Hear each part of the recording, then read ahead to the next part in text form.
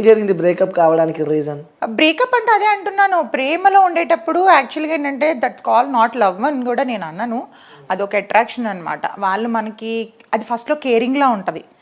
After పోను పోను పోను ఏంటి ఎవరితో మాట్లాడనీయట్లేదు, ఫ్రెండ్స్ని కలవనీయట్లేదు, బయటకు దట్టు ఇండస్ట్రీ అమ్మాయిలకి 90% వరకు పెళ్ళిళ్ళే వేస్ట్ అని నేను అంట.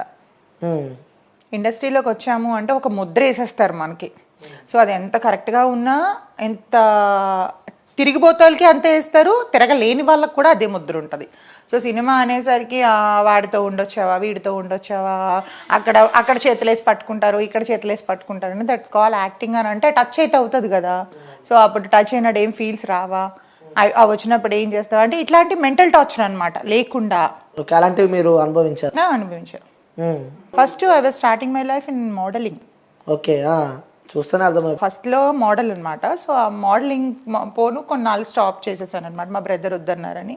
తర్వాత నేను మూవీస్లోకి ఫస్ట్ నేను దూరదర్శన్ సీరియల్ చేశాను. ఓకే, దూరదర్శన్.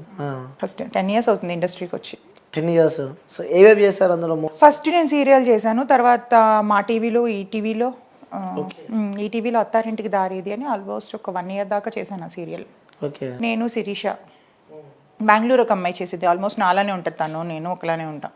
తను మెయిన్ లీడు, నేను సపోర్టింగ్ రోల్ అనమాట అందులో, ఒక విలన్కి వైఫ్. ఓకే. అందులో సో సీరియల్స్ చేశారు, మూవీస్ చేశారు? సీరియల్స్, మూవీస్, కొన్ని యాడ్స్ కూడా చేశాను. ఒక మిర్చి యాడ్ ఒకటి చేశాను, ఇప్పుడు కాదు 2016లో. మిర్చి తిన్నారా ఇట్లా? అలా తినలేదు, తింటే ఎలా ఉండను, మీ మీద మండిపోతాను. కారం అదే మిర్చి అంటే ఎలా చేస్తారు? మిర్చి పౌడర్ యాడ్. పౌడర్ యాడా? సో వేసుకునే పౌడర్? తినే పౌడరే. తినే పౌడరే. సో చాలా బాగుంటుంది అని చెప్పి చెప్పినట్టున్నారు. ఓకే, అంటే మిర్చి కూడా నాలా హాట్ గా ఉంటదని బాగుంటదని చెప్పా. సో దగ్గర పోతే తెలుస్తుంది హాట్ అంతే, స్వీట్ అనేది. అవును. ఇంకోటి మంచిగా కొనసాగుతున్న మీ లైఫ్ లో కోవిడ్ అంటే ప్రతి ఒక్కరికి అనేది ఒక భూతం.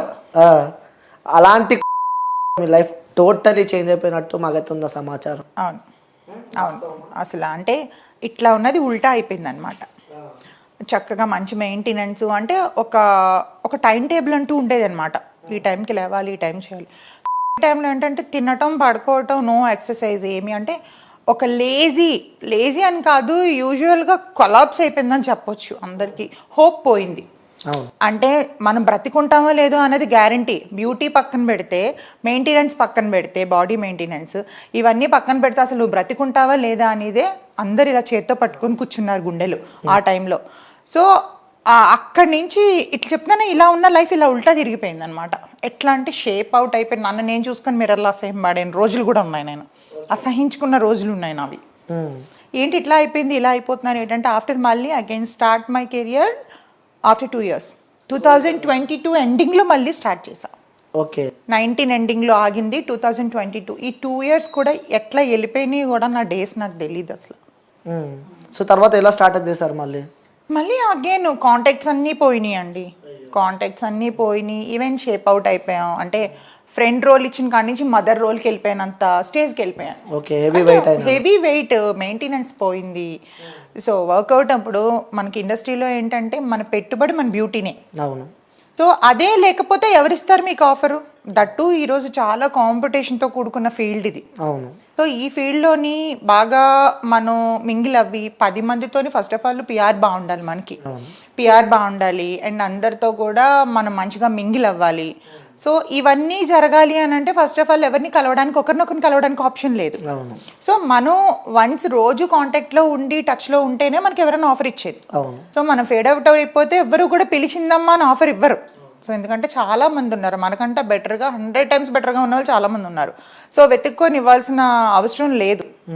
సో అట్లాగా మొత్తం 2 years వేస్ట్ అయిపోయింది. అగైన్ మళ్ళీ స్టార్ట్ చేసి ఇప్పుడు మళ్ళీ వస్తున్నాయి. ఓకే, మళ్ళీ వస్తున్నారు, మళ్ళీ ఎంటర్ అయినా. యా.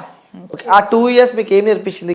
ఆ టైంలో ఏం నేర్పించింది అని అంటే ఎక్కడో ఏదో చిన్న పుణ్యం చేసాం, బతుకున్నాం అనిపించింది. మనకంటే ముందు చూస్తున్న వాళ్ళు అసలు ఎట్లా ఆకులు ఎలా రాలిపోయినాయి అలా పోయారు ఒక్కొక్కరు. సో వాళ్ళతో పోల్చుకుంటే దేవుడు ఇంకా ఏదో పని ఉంది మనకి భూమి మీద, అందుకే ఉంచాడు అనుకున్నాను. అదొక్కటి చాలు అనుకున్నాను నేను. ఓకే. సో ఇంకోటి అడుగుతున్నా, మీ ఆ బ్యూటీ వెనకాల సీక్రెట్ ఏంటి? ఏంటి అంటే మంచిగా వర్కౌట్ చేస్తాను, జిమ్కి వెళ్తాను, మంచిగా నన్ను నేను ప్రేమించుకుంటానండి ఫస్ట్. అందుకే వేరే వాళ్ళపైన ప్రేమ తగ్గింది మీకు. అలా అని కాదు, నన్ను నేను ప్రేమించుకుంటేనే నాలంటి వాళ్ళు మీరు ప్రేమిస్తారు. అవును, ప్రేమిస్తూనే ఉన్నాను. అంటే మీరే కాదు, అందరూ ప్రేమిస్తారు. నన్ను నేను ప్రేమించుకోకపోతే మీరు ఎవరు ప్రేమించడానికి ఆప్షనే ఉండదు. అంతేనా కదా? అవును. సో ఎక్కడ ప్రాపర్ ఎక్కడ? విశాఖపట్నం. వైజాగ్. Beautiful city. అంత వైజాగ్ అమ్మాయిలు అందరూ ఇంతేనా? అయ్యో, అంటే మీకు ఎంతమంది తగిలారో నాకు తెలియదు కదా. నార్మల్ అడుగుతున్నా. వైజాగ్ అమ్మాయిలు అందరూ అంటే మేము మాకు ప్రేమలు విలువలు అభిమానాలు చాలా ఎక్కువ. వైజాగ్ అమ్మాయిలకి అందం కూడా ఎక్కువే అంటారు అందరూ, అది మేము చెప్పుకోకూడదు, మీరు చెప్పాలి. అలాంటి వాళ్ళు చెప్పాలి, చూసేవాళ్ళు. సో ఎంతమంది ప్రపోజ్ చేశారు మీకు?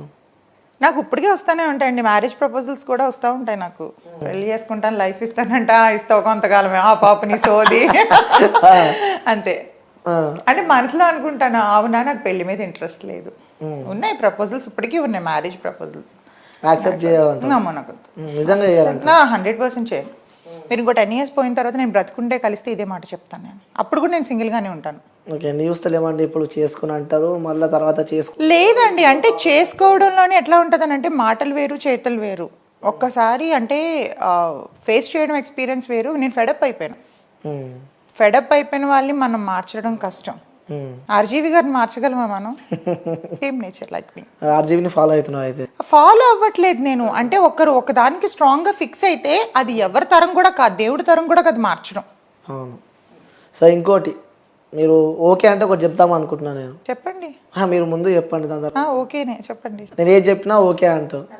నేను అడిగిన దానికి 2 యాడ్ చేస్తావు, నేనేం చెప్పినా దానికి 2 యాడ్ చేస్తానన్నదని మీరు అడిగే క్వశ్చన్ బట్టి ఉంటుంది. నార్మల్గా యాడ్ చేయాలి మీరు అంటున్నా. చేద్దాం. చేస్తారు కదా నిజంగా? చేయకుంటే మీరు అడిగే దాన్ని బట్టి ఉంటుంది ఏం చేయాలో వద్దా అని. అడగకూడదు అంటే ఆల్రెడీ నచ్చదు మీకు, ఎందుకంటే మీరు మీతో మాట్లాడుతున్నా కాబట్టి. సో ఇంట్రెస్ట్ లేదని చెప్పి అర్థమైంది. కానీ మీ ఉన్న ఈ లైఫ్లో ఇంకొంచెం మీ లైఫ్ని ఇంకొంచెం హ్యాపీగా తీసుకోపోదాం అనుకుంటున్నా. హ్యాపీగా నేనున్న దాంట్లో ఇప్పుడు హ్యాపీగా ఉన్నాను నేను. ఇంకొక తోడు అయితే కూడా ఇంకొంచెం బాగుంటుంది. వద్దండి, అన్ని విధాలుగా క్రియేట్ అవుతాయి తప్ప అది తోడులా ఉండదు, తర్వాత మెంటల్ టార్చర్ లా ఉంటది. అది అందరు లాంటి వాడిని కాదు నేను. అందరూ ఒక్కటే. అలా ఎలా చెక్ చేస్తారు అందరూ ఒకటే అని? మీరు దేని మీద రాసిమ్మంటే దాని మీద బాండ్ పేపర్ మీద రాసి సంతకం పెట్టిస్తా. అందరూ ఒకటే. అందరూ ఒకటే అంటాం. సో మేమైతే ఒకటి కాదు. సో బాండ్ పేపర్ మీద రాసిస్తాను. సో నేను కూడా మీకోసం వెయిట్ చేస్తా. కానీ ప్రపోజ్ చేయాలి కదా మిమ్మల్ని. అయ్యో, ఇలా హైట్ కి మీరు మ్యాచ్ కారు. హైట్ తో సంబంధం ఏంది, మనసుతో సంబంధం. అంతేనా? మనసులు నాకు వద్దు, హైట్ కావాలా? హైట్ కూడా వద్దు. హైట్ మనసులు మ్యాచ్ చేయడానికి అని చెప్తున్నా. నేను ఎవరిని యాక్సెప్ట్ చేసే మూమెంట్ అంటారు కదా ప్రేమ గుడ్డిది అని చెప్పి. నా దృష్టిలో గుడ్డిది, కుంటిది, మోగుది, చెవుడిది కూడా. సో ఆ ప్రేమను మీలో పంచుకుందాం అనుకుంటున్నా నేను. వద్దండి అలాంటి సాహసాలు ఎందుకు గానీ. అంటే వెయిట్ చేస్తా మీకోసం. ప్రపోజ్ చేసేవాడిని వద్దంటే ఎప్పుడైనా తర్వాత మైండ్ మారుతుందేమో. లేదు, ఫిక్స్ అయినా నేను. మీరు ఫిక్స్ అవ్వండి, నేను అవ్వలేదుగా.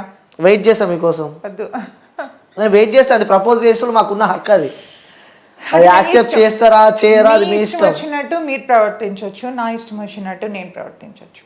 సో మీకు చేయాలనుకుంటే మీరు చేయండి, యాక్సెప్ట్ చేయాలి వద్దని అనుకున్నది నా ఇష్టం అది. ఓకే. సో వియాస్ నేనైతే ప్రపోజ్ చేస్తున్నా. సో నాకు తెలిసి యాక్సెప్ట్ చేస్తుంది. తను చాలా మంచిది అబ్బా, యాక్సెప్ట్ చేస్తుంది. మీరే చెప్పేస్తారు. నీ గుండె చాలా గట్టిది. అవునా? సో కళ్ళు మూసుకోరు ఒకసారి. అవునా? మూసుకున్నారా? మూసుకున్నా. I love you. అయ్యో, థ్యాంక్ యూ. మీ లవ్ నేను యాక్సెప్ట్ చేయలేను, సారీ. మీ దగ్గరే మీరు కీప్ చేసుకొని పెట్టుకోండి. కొంచెం సేపు అన్న ఈ పువ్వుని ఆస్వాదించాను, కొంచెంసేపు అన్న. వద్దు, పువ్వుల్లో ప్రేమ లేదు, ఇక్కడ ఉంటది ప్రేమ. ఓకే, ఒకసారి పట్టుకోండి. ఎందుకు అవసరం లేదు? ఒకసారి పట్టుకోండి, చెప్తా. పట్టుకోండి ఒకసారి. వద్దా? పట్టుకుంటే నేను యాక్సెప్ట్ చేసినట్టే. లేదు సార్, నార్మల్ గా పక్కన పెట్టండి పట్టుకొని. మీరు నా పేరు చెప్పి అక్కడ పెట్టేసేయండి. ప్రేమతో వచ్చినప్పుడు అలా. నాకు అలాంటి ప్రేమలు వద్దు. సెట్ అవుతారమ్మా చూసిన. ఏం లేదు. సో పట్టుకోరంటారు. ఓ ప్రియా స్ట్రాంగ్ అని అర్థమవుతుంది వాళ్ళకి కూడా. అవునా? సరే వ్యూయర్స్, మీరు గుర్తుపెట్టుకోరి, ఇంటర్వ్యూ అయిపోయే వరకు ఈ పూని ఆమె చేతిలో పెడతా. ఇది మాత్రం గుర్తుపెట్టుకో. నువ్వే తీసుకుంటా చేస్తాను నేను. ఓకే, చూద్దాం. రెడీయా? You try. ఓకే, అయిపోయే వరకు నాకు తెలిసి 1 hour ఉంటుంది. 1 hour చాలు నాకు. ఓకే, చూద్దాం. సో ఆ జోక్సే పాటు పక్కన పెడితే ఇండస్ట్రీ. సో ఇండస్ట్రీ అంటే కూడా ఫస్ట్ యాక్టర్స్ గుర్తుకొస్తే వాళ్ళ వెనకాల ఉన్న కష్టాలు గుర్తుకొస్తుంటాయి. సో ఇంకో పక్క చూస్తే, సో అలాంటి మీ లైఫ్లో ఎవరైనా అడిగారా? అడగకుండా ఉంటారు ఇండస్ట్రీలో? అడిగారు. అయితే అడగకుండా ఉంటారని ఎలా అనుకుంటున్నారు? అంతే అంటారు. 100% అడుగుతారు. అది ఇవ్వాలా వద్దా అనేది మన మీద డిపెండ్ అయి ఉంటుంది. ప్రతి ఒక్కటి అడుగుతారు, కాకపోతే పెద్ద డైరెక్టర్స్ ఎవరు అడగరు. ఇప్పుడు సుకుమార్ గారు అట్లాంటి వాళ్ళెవ్వరూ కూడా అలా అడగరు. చాలా మంది వాళ్ళని కావాలని బ్లేమ్ చేయటం కోసం, వాళ్ళని బయటికి తీసుకొచ్చి వీల్ ఫేమ్ అయిపోవడం కోసం అట్లా చెప్తారు, కానీ అది తప్పు. కిందన ఉన్న వాళ్ళు మాత్రం గోకుడు గ్యారంటీగా ఉంటుంది. అంటే ఎలాంటి వాళ్ళు కింద ఉన్న వాళ్ళంటే అసిస్టెంట్ డైరెక్టర్లు, కో డైరెక్టర్లు, రైటర్స్, కోఆర్డినేటర్స్, ఇట్లాగా కోఆర్డినేటర్స్ కూడా అంత ఉండదు. కోఆర్డినేటర్స్ వేరే రకం ఉంటుంది వాళ్ళది. సో మిగతా రిమైనింగ్ వాళ్ళంతా ఎవరైతే ఉన్నారో వీళ్ళ ఉంటుంది గ్యారంటీగా. ఏమన్నారు, మీరేమన్నారు మరి? నేను తప్పించుకున్నాను అంతే. ఆ టైంలో ఏదో చెప్పేసి మాట, తర్వాత ఇంకా కాంటాక్ట్లోకి వెళ్ళడం మానేసేదాన్ని. ఇంకా ఇంటెన్షన్ అర్థమైపోయినప్పుడు ఇంకా టచ్లోకి వెళ్ళడం మానేసేదాన్ని. అందుకని ఇక్కడే ఆగిపోయాను కదా, లేకపోతే ఒక రేంజ్లో ఉండేదాన్ని ఇప్పుడు. అంటే ఇప్పుడు రేంజ్లో ఉన్న వాళ్ళందరూ కమిట్మెంట్ ఇచ్చిన వాళ్ళు అంటారు. అది నేను ఎలా చెప్తాను, వాళ్ళకి తెలుస్తుంది. అది అడుగుతారైతే అడుగుతారని ఖచ్చితంగా చెప్తున్నాను కదా. అడుగుతారు, ఖచ్చితంగా అడుగుతారు. అడగకుండా ఎవ్వరు ఉండరు. ఓకే, సో కమిట్మెంట్స్ చేయకుంటే అక్కడికి స్టాప్. ఇక స్టాప్ అని ఏం లేదు, ఇచ్చే వాళ్ళని పెట్టుకుంటారు, ఇవ్వలేని వాళ్ళని పక్కకి నెడతారు.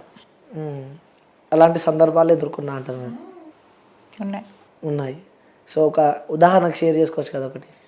ఉదాహరణ అంటే పేర్లు వద్దులేండి, పేర్లు ఎందుకు, కానీ ఉన్నాయని చెప్తున్నాను కదా. నేను ఒక 20 మూవీస్ దగ్గర చేశాను అప్పటి వరకు, 20-25 చేశాను. బాగా నేను కొంచెం గుర్తింపు వచ్చింది మాత్రం where is the Venkatalakshmi, Srinivasa Kalyanam, ఇవన్నీ పెద్ద పెద్ద హీరోస్తోనే చేశాను. ధృవ చేశాను, చుట్టాల అబ్బాయి.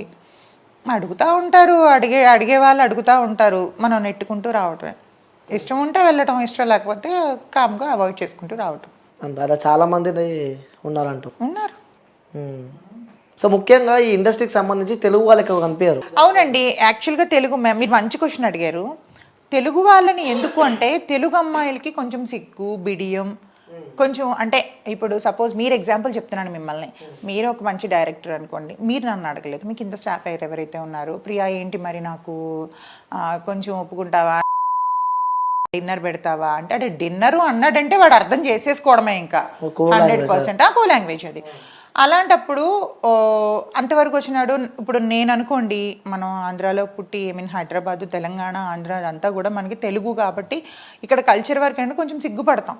సో మనం వేరే స్టేజ్కి వెళ్ళిన తర్వాత వీడు దీంతో నేను ఇలా ఉన్నాను అని చెప్తాడేమో అని మనం కొంచెం సిగ్గుపడి తెలుగు అమ్మాయిలు కొంచెం ఆగిపోతారు, బ్యాక్ స్టెప్ వేస్తారు. ఈవెన్ ఈ విషయాలు ఇంట్లో తెలిస్తే కూడా బాగోదు, తర్వాత బయటకు వస్తే తల్లిదండ్రులు ఏమైపోతారని. ఈ నార్త్, ఈ బెంగళూరు, వీళ్ళు అయితే ఏమంటే వెచ్చలు పెడతాను. సో వాళ్ళకి ఏంటంటే వాళ్ళు రెమ్యునరేషన్ తక్కువ ఉంటుంది, కమిట్మెంట్స్ బాగా ఇస్తారు, అమ్మాయిలు కూడా బాగానే ఉంటారు. సో అప్పుడు అందుకనే చూసింగ్ వాళ్ళది ఎక్కువ ఉంటుంది.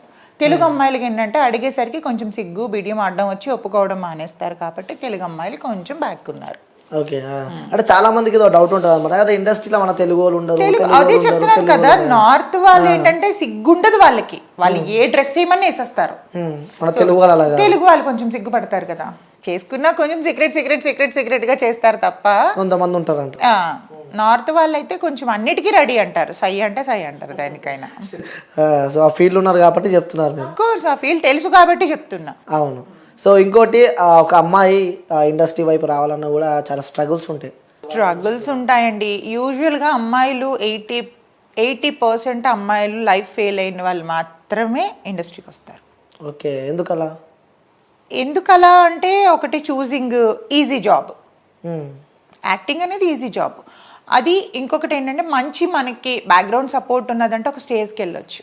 స్టేజ్కి వెళ్ళాలంటే కొంతమంది డబ్బులు సంపాదించుకోవడానికి ఇండస్ట్రీకి వస్తారు, కొంతమంది ఖాళీ ఫేమ్ కోసం వస్తారు. అంటే వాళ్ళని 10 మంది రిజిస్టర్ చేయాలి, 10 మందిలోకి ఒక గుంపులోకి వెళ్తానని గుర్తుపట్టాలి, అట్లా చేస్తారు కొంతమంది. కానీ ఇప్పుడు సోషల్ మీడియా వచ్చిన తర్వాత అందరికందరూ హీరోయిన్లు, అందరికందరూ హీరోలు అయిపోయారు. రీల్స్ చేసి ఒక 100K 200K దాటితే కథ. yes of course.